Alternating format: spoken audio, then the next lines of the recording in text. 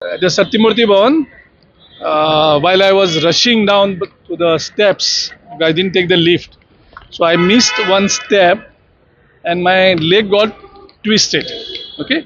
So I just lost the balance, sat there only. So it's a pain. Because of the pain, I got little giddiness. Only that much. So I'm very thankful to my entire party cadre. They have taken good care of me. I'm perfectly all right, and I'm very healthy. Okay. என்னப்பா என்ன அவர் ஒரு நிமிஷம் அவர் நல்லா இருக்காரு, ஆரோக்கியமா இருக்காரு. தொலைக்காட்சியில் வந்ததெல்லாம் ஒரு தவறான செய்தி, சும்மா ஒரு சின்ன ஒரு மயக்கம், அதுக்கப்புறம் எல்லாம் சரியாயிட்டு கால் ஸ்லிப் ஆன உடனே அது மாதிரி வந்துச்சு, படியிலேருந்து இறங்கும் போது. ஓகேவா, இதுதான் செய்தி.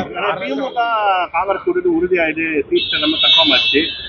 எப்போ யார் அந்த சட்டமன்ற உறுப்பினர் போட்டியிடவர்களுக்கு தேர்ந்தெடுத்துட்டீங்கன்னா இந்த முறை வந்து முன்னவே போட்டியிட்டவர்களுக்கு வாய்ப்பு கொடுக்க முடியுமா? இல்ல இப்பதான் எல்லாருக்கிட்டையும் பேச்சுவார்த்தை நடந்தது. தொகுதி உடன்பாடு நடந்துட்டு இருக்கு.